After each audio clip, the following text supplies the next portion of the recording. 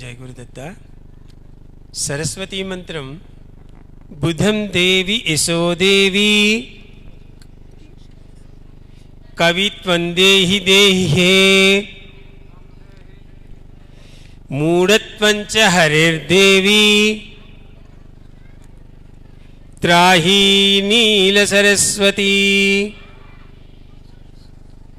बुधं देवी यशो देवी कवित्वं देहि देहि मूढत्वं च हरिर्देवी त्राही नील सरस्वती जय गुरुदत्त ఈ మంత్రం ప్రతిదీ కూడా మన హిందూ సాంప్రదాయంలో వేదపరంగా చాలా మంత్రాలు చాలా బీజాక్షరాలని సమన్వయం చేసి ఒక్కొక్క కార్యానికి ఒక్కొక్క తలంపుకి ఒక్కొక్క ఆచరణకి ఒక్కొక్క మంత్రాన్ని ఉపదేశం చేస్తూ సద్గురువులు మన ఒక బాటలో నడిపిస్తూ ఆ సంస్కారాలని ఆ ఆనందాన్ని మనకి రావడానికి మూలం అవుతున్నాయి. అలాంటి మంత్రాలలో ఒకటి సరస్వతీదేవి కటాక్షం కలగడానికి ఈ మంత్రాన్ని నాకు నా సద్గురువులు అనుగ్రహించడం జరిగింది. ఒక అంధురాలైనటువంటి ఒక స్త్రీమూర్తి నా చిన్న వయసులో నీకిది చాలా ఉపయుక్తమవుతుంది, 10 మందికి దీన్ని నువ్వు ఇచ్చినట్లయితే పిల్లలందరూ కూడా జ్ఞానవంతులవుతారు అని చెప్పి వారు నాకు ఈ మంత్రాన్ని ఉపదేశించడం జరిగింది. అయితే ప్రతిదీ మంత్రం దాని విశిష్టత విధానం అన్నీ కూడా పూర్వీకులు వేదపరంగా చెప్పబడి ఉన్నారు. అసలు మంత్రం ఎందుకు చేయాలి? మంత్రం చేయడం వలన మనకి ఏమి దానివల్ల ప్రయోజనం వస్తుంది అంటే చెప్తున్నారు. ఏమని? ఈ మంత్రం చేస్తే జ్ఞాపక శక్తి వస్తుందండి, లేకపోతే విద్య వస్తుందండి, లేకపోతే ఇంకో జ్ఞానం వస్తుందండి అని. ఎలా వచ్చేస్తుంది? మంత్రం చేస్తే చదువు వచ్చేస్తుందా? మంత్రం చేస్తే మనకి జ్ఞానం వచ్చేస్తుందా? మంత్రం చేస్తే మనకి విజ్ఞానం ఆసువుగా వస్తుందా అంటే రాదు, ఖండితంగా రాదు. మరి ఎందుకు ఈ మంత్ర ఉచ్చారణ?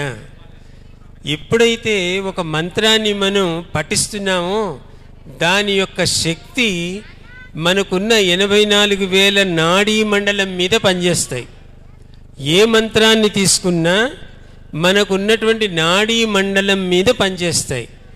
ఒక్కొక్క మంత్రాన్ని మనం పఠిస్తున్నప్పుడు ఒక హనుమంతుడు మంత్రం పఠిస్తుంటే ఏమొస్తుందయ్యా అంటే ధైర్యం వస్తుంది అన్నారంటే మన నాడీ విధానంలో ఉన్నటువంటి రక్తశుద్ధి అయ్యి ఆ నాడీల్లో వచ్చేటువంటి శక్తి మన బుద్ధికి ధైర్యాన్ని నేర్పుతుంది.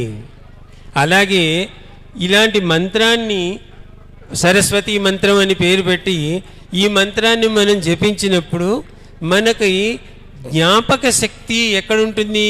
మెమరీనని మన పైన తలలో ఉంటుంది. అదొక పొరలా ఉంటుంది, అంటే జ్ఞాపక శక్తి పొర. అది ఆ పొరని వైబ్రేట్ చేయడానికి ఈ మంత్రం ఉపయోగపడుతుంది. అంటే ఒక మంత్రం మనకున్నటువంటి నాడీ మండలాన్ని అది వైబ్రేట్ చేస్తూ ఏది కావాలో దానికి అది ఉపయోగపడుతుంది. ఒక ట్యాబ్లెట్ వేసుకుంటాం, తలనొప్పికో ట్యాబ్లెట్ వేసుకుంటాం, గుండె నొప్పికో ట్యాబ్లెట్ వేసుకుంటాం, ఇంకో దానికి ఇంకో ట్యాబ్లెట్ వేసుకుంటాం. వేసుకునేది ఆ పొట్టలోనే వేసుకుంటాం కాబట్టి అది ఎక్కడికి వెళ్ళి ఏ పని చేయాలో ఆ పని చేస్తుంది. అలాగే విభిన్న మంత్రాలు విభిన్న శాస్త్రపరంగా వచ్చినటువంటి బీజాక్షరాలు ఎక్కడ దేనికి ఏది ఉపయోగపడాలో దానికి ఉపయోగపడుతూ ఉంటాయి. అలాగే ఈ సరస్వతి మంత్రం జ్ఞానశక్తిని పెంపొందించాలంటే జ్ఞాపక శక్తి పెరగాలి అంటే ఒక్కసారి మనం చదివింది కానీ విన్నది కానీ అది మన బుర్రలో ఉన్నటువంటి ఆ మెమరీకి అతుక్కుపోవాలి, టేప్ అయిపోవాలన్నమాట. ఆ టేప్ అయిపోయేటువంటి శక్తిని మనకి ఇస్తుంది. కాబట్టి ఈ మంత్రాన్ని అందరూ పఠించినట్లయితే దాని ఫలితం ఖచ్చితంగా విద్యార్థులకి చాలా ఉపయోగపడుతుంది. ఎందుకంటే జ్ఞానార్జన చేయాల్సింది వాళ్ళు కాబట్టి మనం కూడా చేయాలి. కాబట్టి మనం కూడా జ్ఞాపశక్తిని పెంపొందించుకోవాలి అనుకుంటే ఈ మంత్రాన్ని కనుక మనం పఠనం చేసినట్లయితే సాధ్యమైనంత వరకు మనకున్నటువంటి జ్ఞాపకశక్తి మెరుగుపడుతుంది. బుధం దేవి యశోదేవి కవిత్వం దేహి దేహి హే.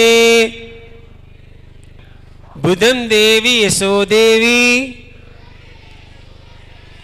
కవిత్వం దేహి దేహి హే.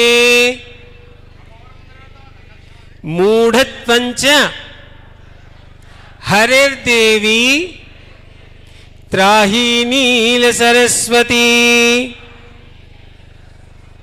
బుధం దేవి యశోదేవి కవిత్వం దేహి దేహి హే.